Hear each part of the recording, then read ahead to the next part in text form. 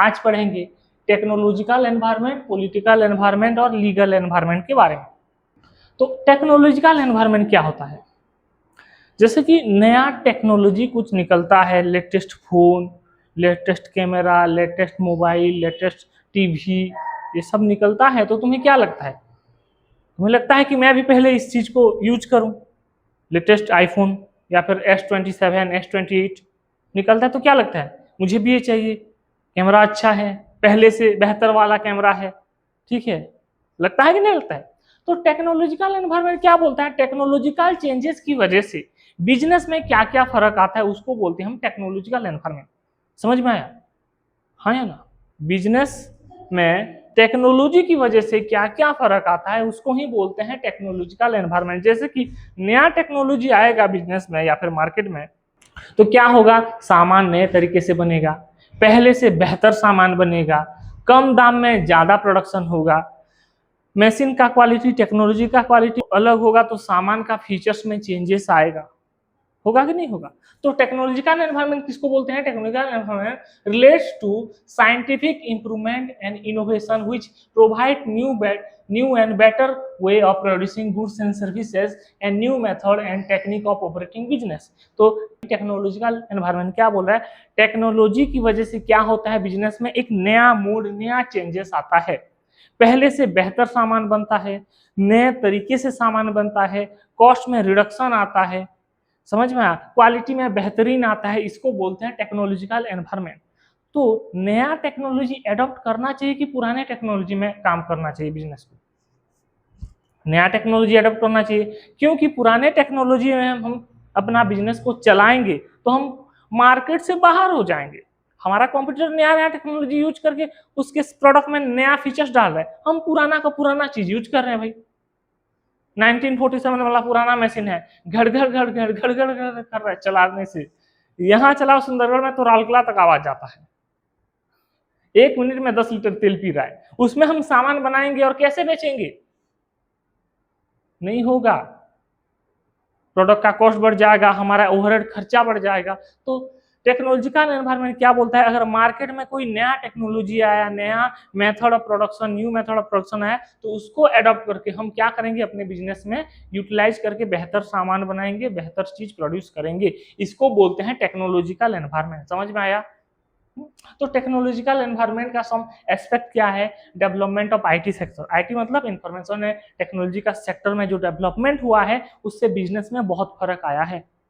पहले क्या होता था, जब मेरे पापा के भी बहुत पुराने जमाने में मेरे पापा बोलते थे कि हम लोग जब बैंक में पैसा डिपॉजिट करने जाते थे तो क्या होता था, हम लाइन में खड़े रहते थे, बैंक खुलता था, कैशियर पीओबीओ नहीं होते क्या, वो लोग जब मेरा लाइन आता तो वो लिखते थे कि किशोर के पापा इतना रुपया डिपॉजिट की, हैंड रिटर्न होता था, पासबुक, कितना बचा बैलेंस, ये सब। अभी क्या हो रहा है?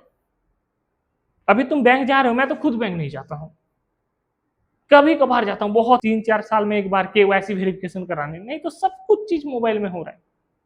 ये डेवलपमेंट ऑफ आईटी सेक्टर हुआ कि नहीं हुआ? पहले पुराने जमाने में अलग तरीके से बिजनेस किया जाता, मैनुअली बिजनेस किया जाता था, लेबर इंटेंसिव बिजनेस था पहले जमाने में। लेबर इंटेंसिव मतलब क्या? ज्यादा लेबर लगा के बिजनेस करते थे। अभी क्या है? कैपिटल इंटेंसिव बिजनेस हो गया है। कैपिटल इंटेंसिव बिजनेस किसको बोलते हैं? जिस बिजनेस में ज्यादा मशीनरी, एआई, रोबोटिक्स का यूज होता है उसको बोलते हैं कैपिटल इंटेंसिव बिजनेस। समझ में? तो आईटी सेक्टर का डेवलप हुआ तो रोबोट बना, एआई वेआई आ गया, तो बिजनेस में वो बहुत काम दे रहा है। 10 लोग का काम एक रोबोट कर रहा है, तो तुम रोबोट को रखोगे कि 10 लोग को रखोगे? रोबोट को रखोगे ऑब्वियसली। एक थोड़ा खर्चा मांगेगा पहली बार, लेकिन एक बार रोबोट खरीद लिए तो क्या होगा? 10 जन का काम एक साथ करेगा, और रोबोट को थकान भी नहीं आता है। तो बोलेगा क्या? थोड़ा रेस्ट, गर्मी लगी है थोड़ा पानी पिला दो, ऐसा बोलेगा? नहीं। आइसक्रीम थोड़ा खिला दो, हॉलीडे जाना है बीवी के साथ घूमने, नहीं बोलेगा। रोबोट का फैमिली थोड़ा ना होता है। हाँ, वो 2-4 रोबोट मिलके एक फैमिली बना लिए तो अलग बात है, गर्लफ्रेंड बॉयफ्रेंड, ठीक है। नेक्स्ट है technological advancement in computer. Next क्या है? Technological advancement in computer. Computer में बहुत एडवांस हो गया। पहले इतना बड़ा बड़ा कंप्यूटर आता था, जानते हो ना? वो टीवी भी मेरे में जब छोटा इतना बड़ा बड़ा, अभी क्या है? अभी स्क्रीन आ रहे हैं, वो इतना बड़ा लेंथ था, इतना बड़ा विड्थ था, इतना टिप टिप। अभी क्या स्क्रीन है, एलईडी, एलसीडी। तो अभी क्या है ना, बिजनेस में भी सब कंप्यूटराइज सिस्टम हो गया, बिल कंप्यूटर से जनरेट किया जाता है, सब कुछ कंप्यूटराइज सिस्टम हो गया। तो हम भी एडवांस टेक्नोलॉजी में हमारा बिजनेस को शिफ्ट करेंगे। मैन्युफैक्चरिंग में इंप्रूवमेंट हुआ है। मैन्युफैक्चरिंग में इंप्रूवमेंट मतलब क्या, पहले हम मैनुअली सामान बनाते थे, ज्यादातर तो मैनुअली से सामान बनाते थे। मैनुअली मतलब क्या, हाथ से सामान बनाते थे, कम मशीन यूज होता था। अभी क्या, मशीन टेक्नोलॉजी का ज्यादा यूजेस हो रहा है, तो सामान मशीन से और लेटेस्ट टेक्नोलॉजी से बन रहा है, तो पहले से बेहतर क्वालिटी का सामान बन रहा है, पहले से बेहतर डायमेंशन का सामान बन रहा है, पहले से कॉस्ट इफेक्टिव सामान बन रहा है। नेक्स्ट क्या है, uses of latest technology. Technological environment क्या बोलता है कि नए से नए टेक्नोलॉजी में शिफ्ट होना है। क्यों शिफ्ट होना है, अगर नया टेक्नोलॉजी में शिफ्ट होंगे तो हमारा प्रोडक्ट का क्वालिटी भी बेहतर होगा, होगा कि नहीं होगा। अगर हमारा प्रोडक्ट का क्वालिटी बेहतर हुआ, हमारा प्रोडक्ट का क्वांटिटी अच्छा हुआ, कम दाम में हम प्रोडक्ट प्रोड्यूस कर पाए, तो हम मार्केट में राजा बन जाएंगे। हाँ या ना। जैसे कि मान लो सैमसंग और आईफोन का एग्जांपल ले लो, दोनों सेम फीचर्स दे रहे हैं और दोनों ब्रांडेड हैं, लेकिन आईफोन थोड़ा सस्ता बना देगा तो क्या होगा, सैमसंग का लगेगा कि नहीं लगेगा। हाँ, तो लेटेस्ट टेक्नोलॉजी से क्या होगा, लेटेस्ट प्रोडक्ट बनाने में हमें आसानी होगा। और लास्ट पॉइंट है साइंटिफिक इंप्रूवमेंट। हमारा जो टेक्नोलॉजी में साइंटिफिक इंप्रूवमेंट होना जरूरी है। पहले से बेहतर टेक्नोलॉजी कैसे यूज करें, पहले से बेहतर कंप्यूटर कैसे यूज करें, ये सब चीज होना चाहिए। तो ये था टेक्नोलॉजिकल एनवायरनमेंट। क्या था, टेक्नोलॉजिकल एनवायरनमेंट। समझ में आया, हाँ या ना। तो नेक्स्ट पढ़ेंगे पॉलिटिकल एनवायरनमेंट। पॉलिटिकल एनवायरनमेंट मतलब क्या, जिस कंट्री पे तुम अपना बिजनेस कर रहे हो उस कंट्री का पॉलिटिकल सिचुएशन कैसा है, उसको ही बोलते हैं पॉलिटिकल एनवायरनमेंट। जैसे कि इंडिया का अभी पॉलिटिकल सिस्टम क्या है, स्टेबल पॉलिटिकल सिस्टम है। हर बार बीजेपी ही आ रहा है, पिछले 10-12 साल हो गया बीजेपी तो आ रहा है ना, अभी नेक्स्ट भी कुछ दिन बीजेपी ही रहेगा, जैसे कि और 10-12 साल रहेगा मुझे लगता है। तो हमारा कंट्री का पॉलिटिकल सिस्टम क्या है, स्टेबल है। क्या है, स्टेबल है और यूनिफॉर्म है। यूनिफॉर्म मतलब सेम प्रकार है, क्योंकि बीजेपी का आइडियोलॉजी अलग है, कांग्रेस का आइडियोलॉजी, कांग्रेस का काम करने का तरीका अलग है, ठीक है। जैसे कि पाकिस्तान, एक पाकिस्तान का एग्जाम्पल लेते हैं, हमारा पड़ोसी है तो एग्जाम्पल लेना बनता भी है। पाकिस्तान में पॉलिटिकल सिस्टम स्टेबल नहीं है। हर 5 साल में कोई पॉलिटिकल पार्टी चेंज हो रहा है, हर 5 साल में कोई पॉलिटिकल पार्टी चेंज हो रहा है। 5 साल तो बहुत दूर, 4-4.5 साल में नया नया लीडर आ रहे हैं। क्यों ला रहे हैं, वहां पर तख्ता पलट हो जाता है, आर्मी कंट्रोल टेक ओवर ले लेता है, तो वहां पर कोई भी कंपनी जाना नहीं चाहता है। तुम जाना चाहोगे ऐसे देश में बिजनेस करने के लिए जिस देश में पॉलिटिकल सिस्टम पूरा हिला हुआ है, कभी इस पार्टी आ रहा है, कभी उस पार्टी आ रहा है, इस पार्टी का अलग आइडियोलॉजी है, उस पार्टी का अलग आइडियोलॉजी है, इस पार्टी का करने का तरीका अलग है, उस पार्टी का करने का तरीका अलग है। उस कंट्री में बिजनेस करना चाहोगे, नहीं होगा, पॉसिबल ही नहीं होगा। जैसे मान लो मैं 3 एग्जांपल लेता हूं, एक राहुल गांधी है, एक मोदी जी है और एक ममता बनर्जी लिख दिया। मान लो राहुल गांधी सोशलिस्ट इकोनॉमी के ज्यादा मानते हैं, मतलब इकोनॉमी सोशलिस्ट होना चाहिए। कल बताया था ना 3 प्रकार का इकोनॉमी होता है, एक होता है capitalist economy, socialist economy, mixed economy. तो सोशलिस्ट इकोनॉमी क्या होता है, प्राइवेट प्लेयर का ज्यादा रोल नहीं होता है, सब गवर्नमेंट कंट्रोल में करता है। मोदी जी क्या किए, कैपिटलिस्ट इकोनॉमी को फॉलो करते हैं। मान लो तो कैपिटलिस्ट इकोनॉमी में क्या होता है, ज्यादातर प्राइवेट कंपनियां का रोल होता है, गवर्नमेंट ज्यादा इंटरवीन नहीं करता है बिजनेस में। और ममता बनर्जी मिक्स्ड वाली है, मिक्स्ड इकोनॉमिक सिस्टम वाली काम करते हैं, मतलब बोथ कैपिटल एंड सोशल। तो मान लो एक साल राहुल, ये 2025 में, मान लो 2025 में इलेक्शन हुआ, राहुल गांधी जीत गए, तो ये सोशलिस्ट को फॉलो करेंगे, तो सोशलिस्ट इकोनॉमी में जो जो कंपनी इन्वॉल्व है उनका फायदा होगा। 2030 में मोदी जी आ गए, तो ये क्या करेंगे, कैपिटलिस्ट इकोनॉमी, कैपिटलिस्ट स्ट्रक्चर में अपना बिजनेस करने के लिए देश को बोलेंगे, तो कैपिटलिस्ट जो बिजनेस में इन्वॉल्व है उनका फायदा होगा। 2035 में मान लो ये ममता बनर्जी दीदी आ गई, वो मिक्स इकोनॉमी करो, तो ये बिजनेस को बार बार स्विच करना पड़ेगा इधर उधर, तो वो काम ठीक से नहीं कर पाएंगे। समझ में आया, जैसे कि अभी कार कंपनी, बस कंपनी, ये सब सफर कर रहे हैं, अभी 2-3 साल में क्या होता है, BS6, जानते हो BS6, भारत स्टैंडर्ड 6। अभी 1 साल हुआ कि नहीं हुआ, BS7 आ गया। तो ये कितना टेक्नोलॉजी को चेंज करेंगे? 1 साल में क्या होगा? टेक्नोलॉजी तुरंत थोड़ा चेंज होता है, उसके लिए रिसर्च करना पड़ता है, डेवलपमेंट करना पड़ता है, प्रोटोटाइप बनाना पड़ता है, उसको टेस्ट करना पड़ता है, फिर मार्केट में लॉन्च करना है। फिर BS8 आ गया 2030 तक। तो ये BS6 BS7 वाला गाड़ी तो ऐसे खराब पढ़ पढ़ के सड़ जाएगा। तो ये पॉलिटिकल एनवायरनमेंट किसको बोलते हैं? जिस देश में तुम बिजनेस करना चाहते हो उस देश का पॉलिटिकल स्ट्रक्चर कैसा है, उसको ही बोलते हैं पॉलिटिकल एनवायरनमेंट। गवर्नमेंट का रवैया कैसा है, गवर्नमेंट का आइडियोलॉजी कैसा है, गवर्नमेंट का काम करने का तरीका कैसा है, वो पॉलिटिकल एनवायरनमेंट के अंदर आता है। समझ में आया? तो पॉलिटिकल एनवायरनमेंट में क्या क्या एस्पेक्ट है, जैसे कि मोदी जी क्या किए, डिनोमिनेशन ऑफ 500 और 1000 नोट्स, 500 और 1000 का नोट्स डिनोमिनेट कर दिए, डोंट मतलब हटा दिए मार्केट से। इसमें बिजनेस को फर्क पड़ा कि नहीं पड़ा? बहुत बहुत प्रॉब्लम हुआ था, लोग हजार हजार वो धूप में खड़े होकर लाइन लंबे थे, किसी का शादी टूट गया, किसी का ये हो गया, किसी का डेथ हो गया, बहुत प्रॉब्लम हुआ था कि नहीं हुआ था ये। और बिजनेस मैन का तो बहुत ही ज्यादा प्रॉब्लम हुआ था, क्योंकि बिजनेसमैन के पास तो वैसे भी काला धन और व्हाइट धन दोनों होता है ना।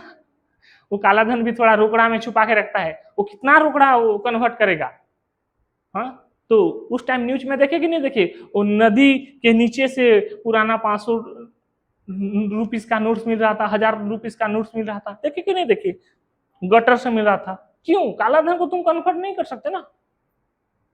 नेक्स्ट क्या है, GST इंप्लीमेंट किए, कौन? मोदी सरकार। इसके लिए भी बिजनेस में थोड़ा दिन उथल पुथल हुआ, अभी तो स्टेबल हो गया है। नेक्स्ट क्या है, पॉलिटिकल स्ट्रक्चर। पॉलिटिकल स्ट्रक्चर कैसा है उसके हिसाब से हमारा बिजनेस में फर्क आता है, जैसे कि सेंटर और स्टेट का रिलेशनशिप। पॉलिटिकल स्ट्रक्चर में क्या आता है, सेंटर स्टेट का रिलेशनशिप। जैसे कि मान लो सेंटर क्या बोल रहा है, ईवी को ज्यादा प्रमोट कर रहा है, इलेक्ट्रिक व्हीकल को, ईवी में शिफ्ट हो जाओ, ईवी में शिफ्ट हो जाओ बोल रहा है, लेकिन स्टेट गवर्नमेंट क्या बोल रहा है, पेट्रोल पे शिफ्ट हो जाओ। दोनों का बातचीत नहीं हो रहा है, दोनों का कम्युनिकेशन ठीक नहीं है, तो बिजनेसमैन बीच में फंस रहा है। तो बिजनेसमैन सोच रहा है तो मैं क्या करूं, तो क्या करूं, मैं ईवी पे शिफ्ट हो जाऊं कि पेट्रोल फिर ठीक है। अभी जिस ओर जाएगा उस ओर पिसाएगा वो। स्टेट का बात मानेगा बिजनेसमैन तो सेंटर मारेगा, सेंटर का बात मानेगा तो स्टेट मारेगा। कभी कभी नहीं होता कि हम मम्मी पापा के दोनों के बीच में फंस जाते हैं, जो धर्म संकट।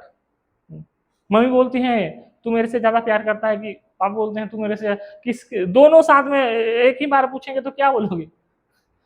मैं थोड़ा आता हूँ, मैं थोड़ा डिप्रेशन में हूँ, आता हूँ, तुम लोग के झगड़ा की वजह से मैं पीसूंगा, ऐसा नहीं होता है क्या?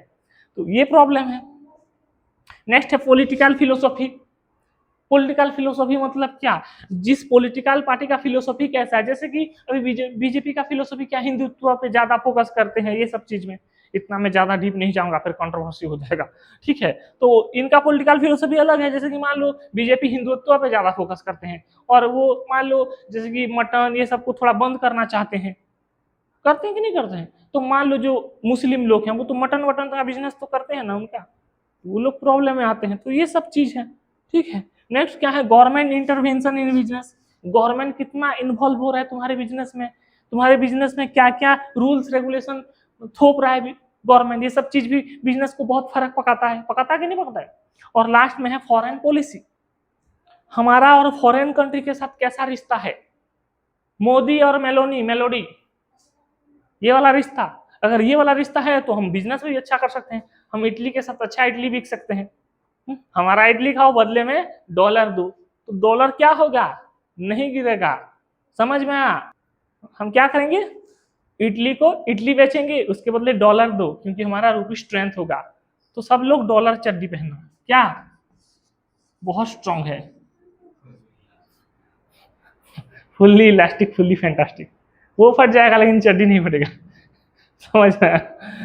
तो ये था पॉलिटिकल एनवायरनमेंट, समझ में आया? नेक्स्ट पढ़ेंगे लीगल और regulatory environment. What is legal and regulatory environment? Legal environment is a environment within which a business has to operate. Okay, last पढ़ेंगे लीगल एनवायरनमेंट, ये खत्म हो जाएगा। तो dimension of business environment total खत्म हो जाएगा। ये बहुत इंपॉर्टेंट है, 5 जो एनवायरनमेंट था, लास्ट है ये लीगल या फिर रेगुलेटरी एनवायरनमेंट। तो देखो लीगल एनवायरनमेंट और पॉलिटिकल एनवायरनमेंट काफी हद तक मिलता जुलता लगता है, लेकिन वो अलग है, सेम नहीं है। लीगल एनवायरनमेंट किसको बोलते हैं? Law relating to business is called legal environment. क्या है? लॉ रिलेटिंग टू बिजनेस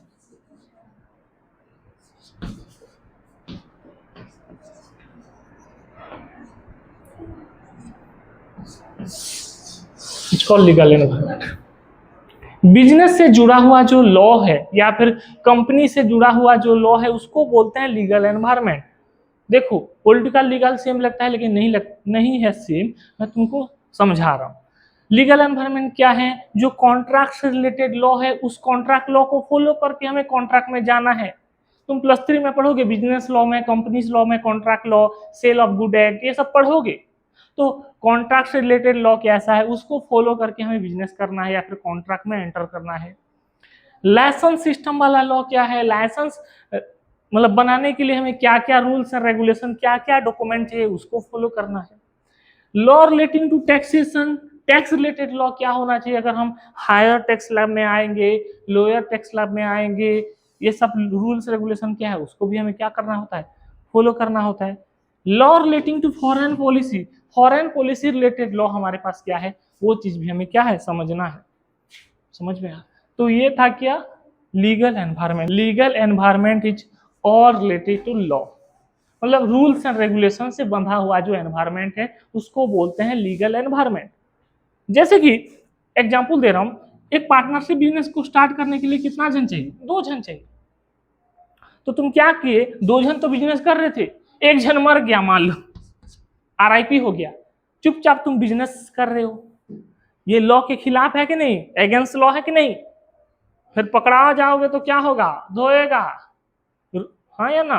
जैसे कि मिनिमम 2 मेंबर चाहिए, 2 मेंबर चाहिए क्या प्राइवेट कंपनी बनाने में, और 7 मेंबर चाहिए पब्लिक कंपनी बनाने में। तुम 6 मेंबर से पब्लिक कंपनी बना दिए हो और बोल रहे हो 7 है, 7 है, नहीं है, तो फिर ये अगेंस्ट लॉ है कि नहीं? तो लीगल एनवायरनमेंट क्या है? रूल्स एंड रेगुलेशन की वजह से बिजनेस में क्या फर्क आता है उसको बोलते हैं लीगल एनवायरनमेंट। क्या बोलते हैं? लीगल एनवायरनमेंट, जिसमें ये सब आता है, टैक्स सिस्टम आता है, टैक्स रेट आता है। टैक्स रेट में चेंजेस आ गया तो क्या होगा? पूरा हमें टैक्स ज्यादा देना पड़ेगा तो कम देना पड़ेगा, ठीक है। लाइसेंस सिस्टम में चेंजेस आया तो हमें एडिशनल लाइसेंस भी बनाना पड़ता है। मान लो मैं एक रेस्टोरेंट खुला हूँ, तो मैं सारा लाइसेंस लेके बैठा हूँ, एक एक्स्ट्रा लाइसेंस सरकार ने एड ऑन कर दिया उसमें, तो फिर मुझे उस लाइसेंस लेना पड़ेगा, नहीं तो मेरा बिजनेस बंद हो जाएगा। तो ये था क्या? Dimension of business environment. कल मैं पढ़ाऊंगा NEP और ये बहुत अच्छे से पढ़ाऊंगा, इसका बैक हिस्ट्री बताऊंगा, न्यू इकोनॉमिक पॉलिसी 1991। बुक में जितना है उतना तो पढ़ाऊंगा, लेकिन उससे एक्स्ट्रा पढ़ाऊंगा, बहुत अच्छा चीज है, ठीक है। तो नेक्स्ट कल पढ़ेंगे।